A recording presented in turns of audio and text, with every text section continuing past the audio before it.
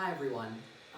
So very sadly, my grandmother passed away yesterday. Her name was Shirley Mesa. She was 97 years old, give or take. And she may or may not have had corona, but lived a very long and celebrated life. And she was a woman who was just full of passion and enthusiasm and kindness. And really more important to her than anything else was her family and her Jewish heritage.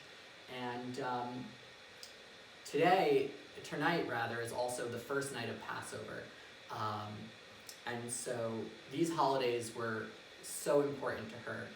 And so today's video is really personal to me, and I thought a lot about whether or not I wanted to make it and wanted to share it. And I decided to. And one of the reasons I did is that there's a traditional Jewish concept that you learn things and you teach things in order to honor the memory of people we've lost. And so I'm making this video in her honor. And also because I know that what's happening to me right now in my own personal experience is sadly not particularly exceptional right now.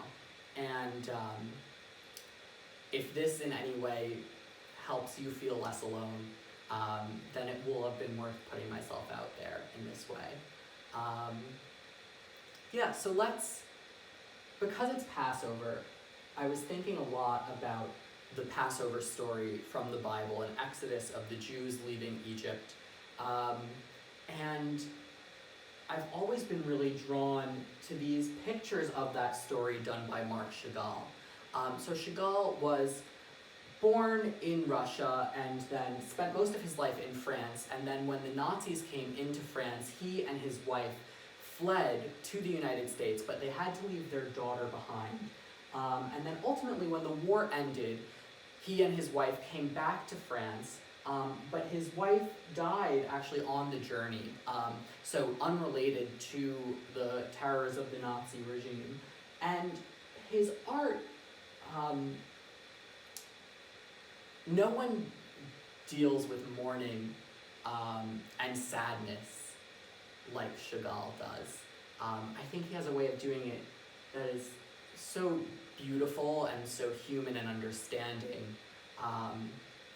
And he treats it with seeming almost levity in his color choices and the way he articulates things, but is actually deeply severe and quite penetrating and emotional. So let's look at this image we have here.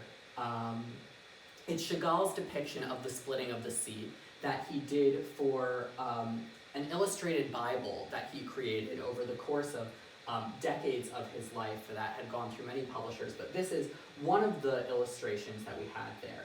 So we'll just set the scene. We have the Israelites fleeing out of Egypt, being chased by a herd of Egyptians over here, who are, if you look at them, especially like this man over here, they all have their arms raised like this.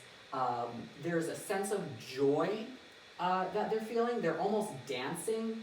They have this real excitement to be chasing after this persecuted people. And so we have this deep, very passionate red-orange color that's coming through. They're marching along in a big crowd, jumping through, chasing after the Israelite people.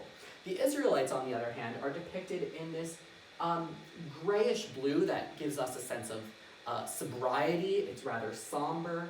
And if you look closely at them, you'll notice they're all dressed in what would have been contemporary European garb. They're not dressed as if they were ancient people leaving the land of Egypt, but they're wearing, pants and shirts like anyone walking around 20th century Europe would have been. And so we'll come back to them in a second, but now let's just look at these other elements we have here. We have the blue sea that's splitting open and closing back on top of the Egyptians, but hasn't quite consumed them yet. So we still have this feeling that perhaps they'll make it through and get to the Israelites.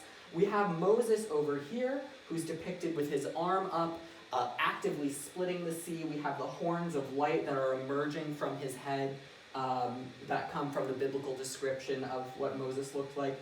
Moses is a recurring character in Chagall's work, and so he's always depicted in the same way.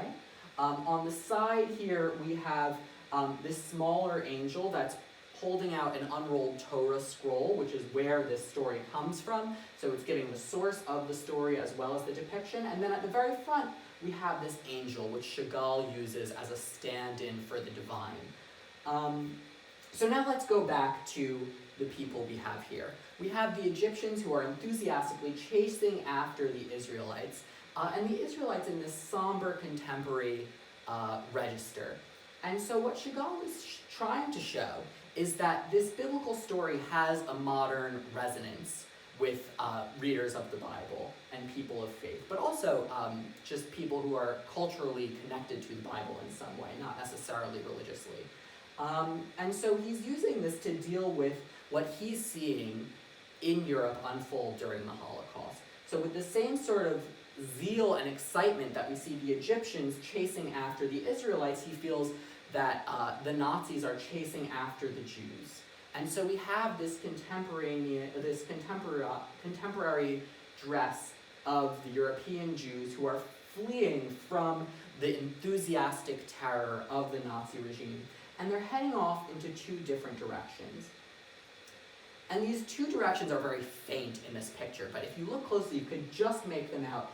On this side here, we have King David, who's another recurring figure in Chagall's work, playing a harp, so that's how he's identified, in what is the Promised Land. So in the biblical story, the Jews leave Egypt to ultimately make it into the Promised Land of Israel, and create a kingdom there ruled over by the Davidic line. So that's them heading off into safety and security. And then on this side here, you can just barely see the articulation of Jesus on the cross, which Chagall uses throughout his work as a symbol of the martyred Jew. So on one hand, we have the Jews going off into the safety and prosperity of the biblical land of Israel under the Davidic rule, and on the other hand, we have Jews marching off into persecution, being systemically persecuted throughout their history, in a sense that he points to as being articulated with this crucifix over here. This is also reminiscent of, in concentration camps under Nazi rule, the lines of Jews that would be sent either left or right to live or die. And is also something that comes across in different Jewish liturgies of different holidays. There's a sense that God has control over who lives and who dies, and whether you will go on to the prosperity of the kingdom of Israel or off to be martyred. And so on a large scale in this image, we're telling a story that, at least to me, resonates very strongly at the moment. There is a danger that is unabashedly coming up behind us. There's a real sense of fear, of uncertainty. What will happen when we reach the other side of this water? Where will we be? There's a big collective struggle. But then the last detail I want to show you is this very faint image on the corner here. And we have a bride and a groom, apart from everyone else, floating in the water, embracing one another. And this is Chagall thinking about himself and his wife, who are very much a part of this collective story. But when she ultimately does die and the love of his life is gone, he's not thinking about himself in these collective terms, in terms of what is happening to his people, the dangers that everyone's confronting, and sort of the meta understanding of survival or death. But he's thinking on a very local level of his own personal sadness and struggle to hang on to his wife as an individual and to hang on to the memory of who this woman was. And I think that, at least for me, that's something that I've resonates really strongly with me at this moment. Undergoing a loss that's part of a large spread trauma can be very disorienting.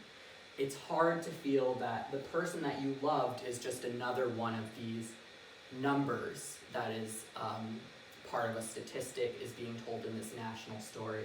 And thinking about this picture really gave me personally an opportunity to think about myself and my grandmother and my family as just for a moment being apart from everything else, and allowing myself to